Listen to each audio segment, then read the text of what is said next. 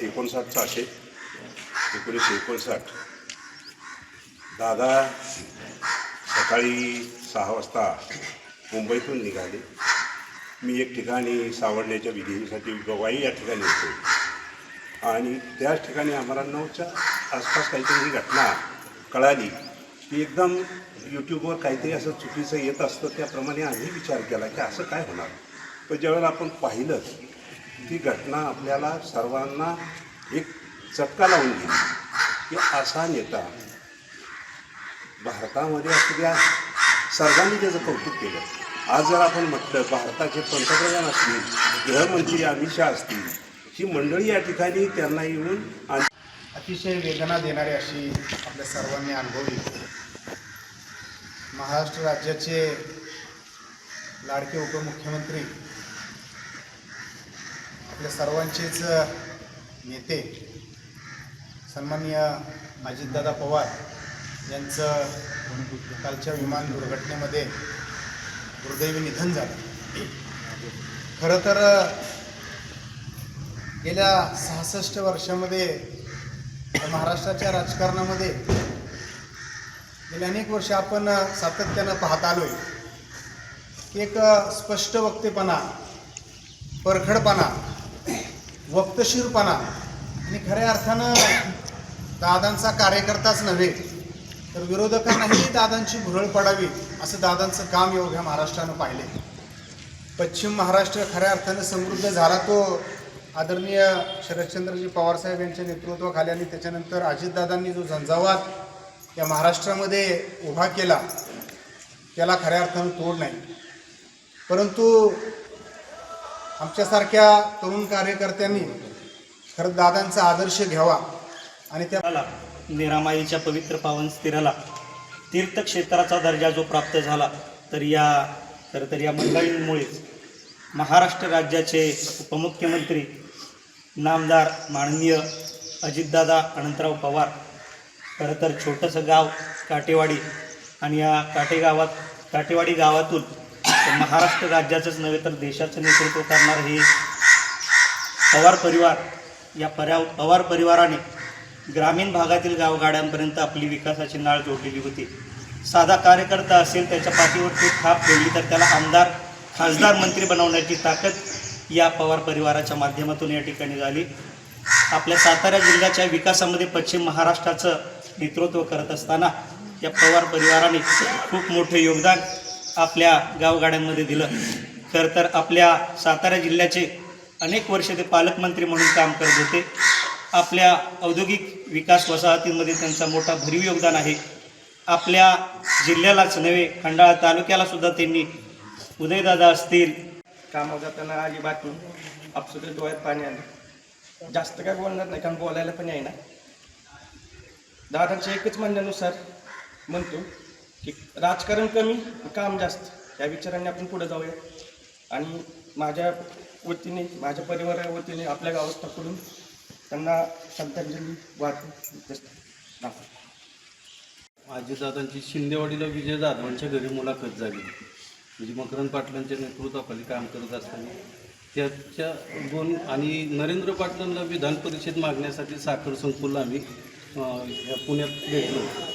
तर हा हुन्नरी नेता, दादांची तुलना करायची म्हणलं तर दिवंगत विलासराव देशमुखांसारखा ग्रामीण भागातून आलेला एक महाराष्ट्राच्या राज्याच्या उपमुख्यमंत्री पदापर्यंत, खासदार, ते विधान मंडळात उपमुख्यमंत्री पदापर्यंत 6 वेळा दादांनी उपमुख्यमंत्रीपद भोगलेला असा ग्रामीण भागातला हर हुन्नरी नेता आज आपल्यातून गेलेला आहे.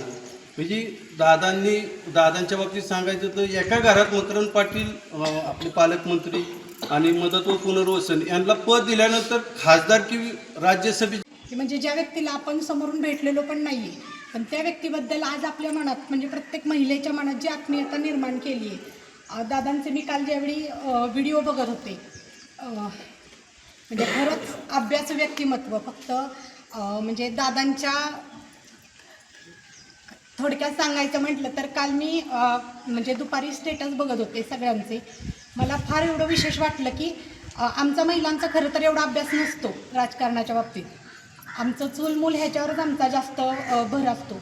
पण काल ज्यावेळी मी सगळ्यांचे स्टेटस बघत होते त्यावेळी मग अगदी भाजप असू दे, शिवसेना असू दे, सगळ्यांच्या स्टेटसला फक्त दादांचा आणि फक्त दादांचाच फोटो होता. आणि निर्माण झालेले नेतृत्व आदरणीय अजितदादा पवार यांचं काल अपघाती निधन झालं. आम्हाला हे कळल्यानंतर आम्ही शिरोमध्ये एक शोकसभा झाली, परंतु ज्या व्यक्तीशी आमचा कधीही संपर्क आला नाही, पण त्यांच्या कर्तृत्वाशी संबंध आला. आम्हाला अर्धा एक तास राहवलं नाही. शेवट आम्ही 5 जण गेलो, तिथून शिरोळवरून बारामतीला गेलो. पण आपल्याला जरी दर्शन नाही झालं तरी चालेल, पण त्यांच्या पांढरीत जाऊन आपण तिथं स्पर्शही करावा. पण आमचा योग असा घडलेले असामान्य नेतृत्व म्हणजे महाराष्ट्र राज्याचे लाडके उपमुख्यमंत्री म्हणजे आमच्या सर्व महिला भगिनींची लाडका भाऊ आमच्यातून काल निघून गेला आहे. हे बातमी कळले आज आम्ही एवढं काळजाचा ठोका चुकल्यासारखं झालं. अर्थ विभाग सांभाळत असताना कधीही दादांनी असं म्हटलं नाही की माझ्या लाडक्या बहिणीवर दुर्लक्ष होईल असं.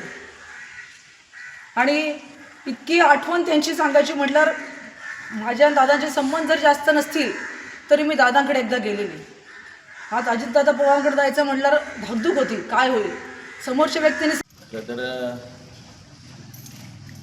आपण या कार्यक्रमासाठी उपस्थित राहावं असं कधीही स्वप्नातही वाटलं नव्हतं. काल सकाळी दशरथ तात्यांचा फोन आला की नाना असं असं घडलंय. म्हणलं तात्या असं काही नाही, कोणीतरी चुकीच्या माहिती देत असतं. नाही म्हणले घडले. त्यांना बारामती त्यांच्या मित्राचा फोन आला चौळ. तो चालू असतानाच आमचा पुतण्या अजितदादांच्या कॉलेजवरती असिस्टंट प्रोफेसर डायरेक्टर त्याचा फोन आला की काळजात एकदम जसं झालं काहीतरी घडले आणि फोनवरती रडायला लागला. नाना म्हटलं असं असं झालं.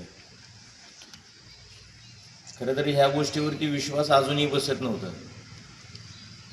काल संध्याकाळपर्यंत असं वाटत होतं कुठून तरी बातमी यावी की अजितदादा त्या लाडके उपमुख्यमंत्री माननीय अजितदादा पवार यांचं अपघाती निधन सकाळी 8:46 त्या ठिकाणी झालं आणि संपूर्ण महाराष्ट्रावर दुःखाची डोंगर कोसळलं.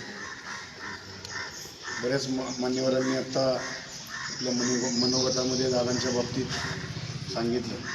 खरं तर एका शेतकऱ्याचं मूल शेतात शेती करत असताना त्याच्यातली तुणूक काहीतरी पाहून शरदचंद्रजी पवार साहेबांनी त्यांना 82 साली साखर कारखान्याच्या माध्यमातून समाजकारणात राजकारणात उतरवण्याचं धाडस केलं आणि त्या धाडसाचं खऱ्या अर्थानं 44 वर्षात दादांनी मग कुठेही पाठीमागं न वळून पाहता ग्रामीण भागातल्या लोकांची नाळ जुळत खऱ्या अर्थानं संपूर्ण महाराष्ट्रामधल्या शहरी भागात तरी लोक व्यवसायाच्या माध्यमातून इंडस्ट्रीच्या माध्यमातून असतात, परंतु खऱ्या अर्थानं माझ्या ग्रामीण भागातल्या लोकांना सुबत्ता आली पाहिजेत, मिळाली पाहिजेत ह्या उद्देशाने काम करत असताना 91 साली राजकीय प्रवास त्यांचा निवडणुकीच्या माध्यमातून चालू झाला आणि ते लोकसभेवर पहिल्यांदा गेले. लोकसभेवर गेल्याच्या नंतर पोटनिवडणुकीत विधानसभेवर गेले. तब्बल आत्ता 24ला विधानसभा लढले. ते 8व्यांदा विधानसभेवर ते निर्विवाद गेले. त्यामध्ये जवळपास 6 वेळा उपमुख्यमंत्री म्हणून त्यांनी काम पाहिलं. उपमुख्यमंत्री पदाचा कार्यकाळ पाहत असताना ह्या 31-32 वर्षाच्या राज्य सरकारच्या मध्ये काम करत असताना विविध